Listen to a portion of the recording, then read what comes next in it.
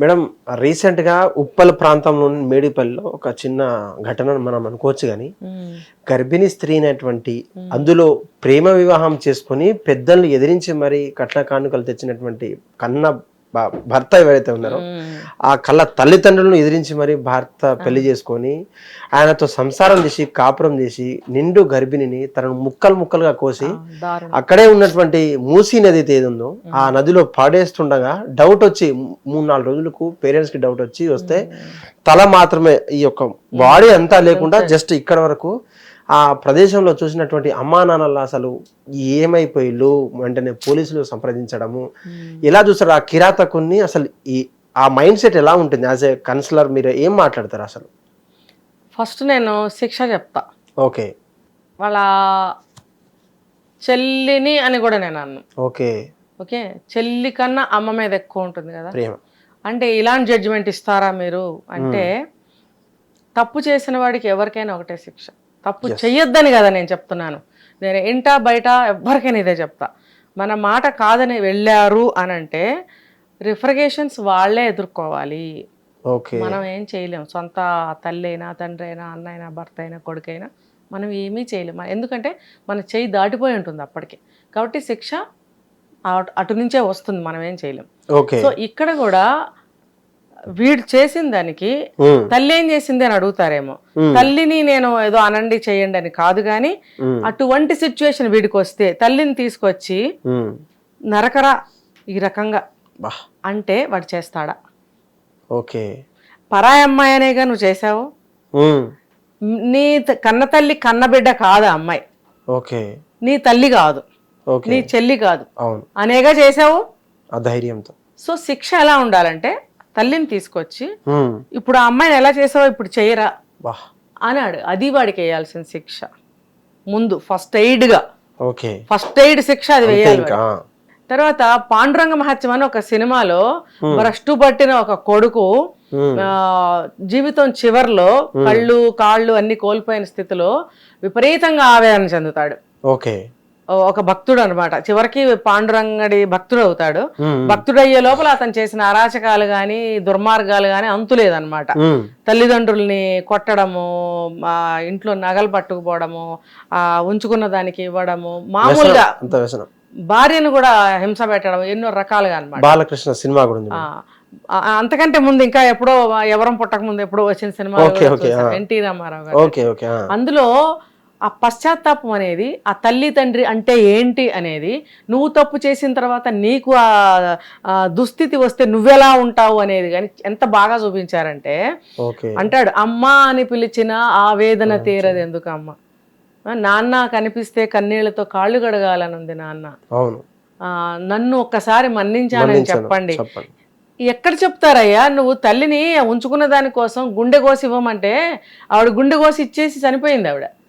ఆ గుండె పట్టుకుని ఇలా వెళుతుంటే కాలు దెబ్బ ఎదురు రాయి తగిలి కింద పడిపోతే గుండె పడిపోతుంది. అక్కడ పడ్డ ఆ గుండె, అయ్యా బాబు పడిపోయావా, దెబ్బ తగిలిందా అయ్యా, అయ్యో లేనాయన అంటుంది ఆ గుండె, తెగిపడ్డ గుండె కూడా. మరి ఆ దుర్మార్గాలకి ఆ తర్వాత పశ్చాత్తాపడతాడు అనమాట. పడి ఆ పాట పాడతాడు. అంటే ఆ పశ్చాత్తాపం అనేది అంత శిక్ష అనమాట. సో ఇక్కడ నేను తల్లిని ఎందుకు తీసుకొచ్చానంటే ఉపమానం కోసం తీసుకొచ్చాను, కానీ చెయ్యమని కాదు. తప్పేమనంటే క్షమించండి నా మాటల్లో. కానీ అటువంటి దుర్మార్గులకి పశ్చాత్తాపం రావాలంటే, నువ్వు ఎవరో అమ్మ కన్న బిడ్డని ఇలా చేసావు కదా, నీ సొంత మనిషినైతే నువ్వు ఇలా చేస్తావా, చేసి చూపించురా అని అడగమని చెప్తున్నా నేను. సో వీడు ప్రేమించాను అనడం ఎందుకు? దీనికి సెకండ్ ఇంకొకటి చెప్తాను. ఎప్పుడైతే ఏదో ఒక వైపు నుంచి, అబ్బాయి వైపు కానీ అమ్మాయి వైపు కానీ పెళ్లి ఇష్టం లేదు అని తెలిసినప్పుడు గాని, ఏదో ఒక వైపు నుంచి పెళ్లి వద్దు అని అంటే గాని మానుకోవటం మంచిది. ఎందుకో చెప్పనా, చీమలాగా ప్రవేశిస్తుంది ఆ చిన్న అబ్జెక్షన్ అనేది. తర్వాత ఏమవుతుందంటే కండ ఊడినంత పుండు కలుగుతుంది అక్కడ. అదే ఇప్పుడు జరిగింది ఇక్కడ. అంటే ఒక కోణంలో నుంచి. రెండవ కోణం ఏంటి, అనుమానం అని చెప్తున్నాడు. దానికన్నా ముందు అమ్మాయి తల్లిదండ్రులకి పెళ్లి ఇష్టం లేదు, ఏదో ఒకటి ఎక్కిస్తూ ఉంటారు. ఆటోమేటిక్ గా అబ్బాయి తల్లిదండ్రులు ఏం చేస్తారు, ఏంట్రా మనకి గొడవ ఏంట్రా, ఈ పెళ్లి చేసుకోకుండా ఉంటే దరిద్రం ఉండేది కాదు మనకి, ప్రేమ ప్రేమ అని చెప్పి మా నెత్తి మీదకి తీసుకొచ్చావు అనే మాటలు వస్తాయా లేదా? 100% వస్తాయి. అటు నుంచి అమ్మాయి తల్లిదండ్రులు ఆ ఇష్టాన్ని వ్యక్తం చేస్తూ నిరసన ప్రదర్శిస్తున్నప్పుడు ఆటోమేటిక్ గా ఈ అబ్బాయి మనసు దెబ్బతింటుంది, ప్రతీకారం కోరుకుంటుంది. తర్వాత ప్రెగ్నెన్సీ వస్తే అబార్షన్ చేయించినట్టు, తర్వాత ఇద్దరికి గొడవలు అయినట్టు రకరకాల స్టెప్పులుగా జరిగింది. ఇప్పుడు కూడా ప్రెగ్నెంట్ అయినప్పుడు మళ్ళీ ఇంకా ఇల్లు ఖాళీ చేసి వెళ్ళారు, మళ్ళీ అదే ఇంట్లోకి వచ్చారు. మరి ఎవరితో సరిగ్గా మాట్లాడుకోకపోవడం వచ్చింది ఇదే. ఇప్పుడు సమాజంలో గానీ ఒక ఇంట్లో గానీ కమ్యూనికేషన్ గ్యాప్ కూడా కాదు, అసలు కమ్యూనికేషన్స్ ఉండట్లేదు. దీని వల్ల పక్కింట్లో ఏం జరుగుతుందో ఎవరు తెలుసుకోలేకపోతున్నారు. ఆటోమేటిక్ గా అలవాటు అనేది పోయింది. పక్కింట్లో ఏం జరుగుతుందో తెలుసుకుందాం అనే అలవాటు అందరికి పోయింది, చచ్చిపోయింది. లేదు, అసలు లేదు. ఎక్కడో ఏ ఇంట్లోనో ఏదో సౌండ్ వినిపించింది అని అనుకుంటారే తప్ప పరిగెట్టుకు వెళ్దామనే రోజులు ఎప్పుడో పోయినాయి. దానివల్ల ఒక దొంగతనం జరిగినా, ఒక అరాచకం జరిగినా ఎవరికి తెలియటం లేదు. తెలిసినా మాకెందుకులే, వాళ్ళకి అలవాటే అన్న ధోరణిలోకి ప్రజలు వచ్చేసారు. సో వీళ్ళ విషయంలో కూడా ఎవరు పట్టించుకోవాలి. చాలా మంది మాట్లాడారు, చాలా మంది మాకు సరిగ్గా తెలియదు, ఏవో సౌండ్లు వచ్చాయి, ఆ అబ్బాయి కవర్ తీసుకెళ్లాడు, బ్యాగ్ తీసుకెళ్లాడు అంటున్నారే గానీ అంతకంటే ఎక్కువ స్పందించట్లేదు. సో ప్రేమించాను అని చెప్పి పెళ్లి చేసుకుని ఇప్పుడు ఈ రకంగా చేయడం.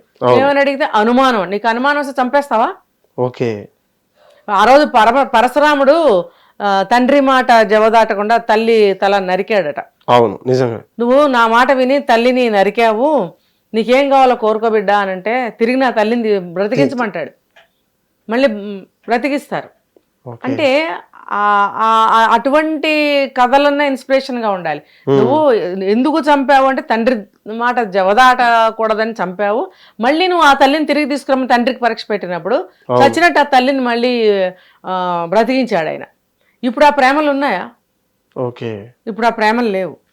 అయితే ఇప్పుడు ఎవరో అమ్మ కన్న బిడ్డని నువ్వు చంపేశావు, తిరిగి తీసుకొచ్చి ఇవ్వగలవా నువ్వు? ఇప్పుడు నీ తల్లిదండ్రులు ఎవరో ఏదో ఇష్టం లేదన్నారని ఇంకోటి అన్నారని అమ్మాయిని చంపేశావు. మరి ఈ అమ్మాయి తల్లిదండ్రులు వచ్చి అడుగుతారు, నువ్వు బ్రతికించి ఇవ్వగలవా? పోనీ చంపేశాను ఇది కారణం అని స్పెసిఫిక్గా చెప్పగలుగుతున్నావా నువ్వు? అనుమానం అంటావేంటి? అనుమానం వస్తే నువ్వు చంపేస్తావా? నీ తల్లి మీద అనుమానం వస్తే తల్లిని చంపేస్తావా? మరి ఆనాడు జమదగ్గిని చంపాడు కదా, తల్లిని చంపేసి చూద్దాం. అబ్బే, తల్లికో న్యాయం, చెల్లికో న్యాయం, నీకో న్యాయం, భార్యకొక న్యాయం. ఈ రకంగా సొసైటీ తయారయ్యింది కాబట్టి ఈ అరాచకాలు జరుగుతున్నాయి. ఇప్పుడు వాడికి కూడా కేసు ఇంకా తేల్చలేదు, రకరకాలుగా తిప్పుతున్నారు ఆ కేసుని. చివరికి ఏం తేలుతుందో చూడాలి. మనము సింపుల్ గా కఠినమైన శిక్ష పడాలి అని చెప్తున్నాం. కఠినం అంటే ఏంటి? యావజ్జీవం ఆర్ హ్యాంగింగ్. అవి శిక్షలా అండి? సుఖంగా ఉంటారుగా. ఒకసారి ప్రాణం తీసేస్తే అబ్బా హాయిగా వెళ్ళిపోతాడు. అది మరి జైల్లో వేస్తే చక్క బొబ్బ పెట్టి బుజ్జిగా భోజనం పెట్టి ముద్దుగా చూసుకుంటుంటారు. అది వాడికి శిక్ష? మహా అయితే ఏదో పని పాటలు చేయిస్తారు, అది శిక్ష కానే కాదు. అంటే ఏంటి, ఒకటే యాంగిల్ అనమాట. వీడు సమాజంలో వదిలిపెడితే ఇంకా ఎన్నో చేస్తాడు కాబట్టి లోపల పెట్టాలి కాదు, వాడికి పరివర్తన ఎలా తీసుకురావాలి, అది వీళ్ళు చేయాల్సిన పని. కాబట్టి శిక్షలు అనేవి శిక్షల్లో మార్పు రావాలి. ఇలాంటి వాళ్ళని సమాజంలోకి వదిలిపెట్టకూడదు, కానీ లోపల ఉంచకూడదు. వీళ్ళకి ఎలాంటి శిక్ష వేయాలో నిర్ణయించాలి కోర్టు వాళ్ళు.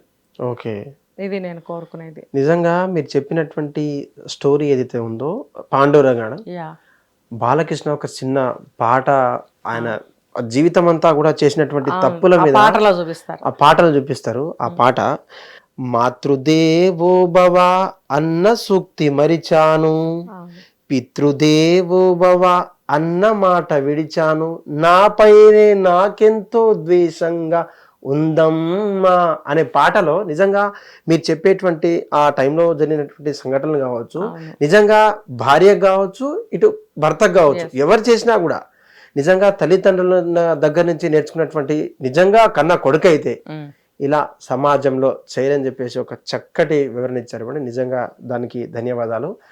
హిట్ టీవీ యాప్, ఇందులో షార్ట్ న్యూస్ లోడ్ చేసుకొని ఎంజాయ్ చేయండి. మీకు నచ్చిన ఎంటర్టైన్మెంట్ కోసం హిట్ టీవీ యాప్ ని ఫ్రీగా డౌన్లోడ్ చేసుకుని ఎంజాయ్ చేయండి. హిట్ టీవీ యాప్ ని డౌన్లోడ్ చేసుకుని ఆస్వాదించండి, ఆశీర్వదించండి. ఇంతమంది సెలబ్రిటీలు హిట్ టీవీ యాప్ ని డౌన్లోడ్ చేసుకోండి అని చెప్తున్నారంటే ఎంత మంచి యాప్ ఆలోచించండి. అమెరికా అమెరికా అమెరికా అమెరికాలో చదవాలనుకునే వాళ్ళకి విశ్వసనీయమైన పేరు మన శౌర్య consultancy. UK Law 1 Year Masters. UK Law 1 Year Masters. 2 years work permit up to 5 years visa. Contact Saurya Consultancy. Contact 89851 89851.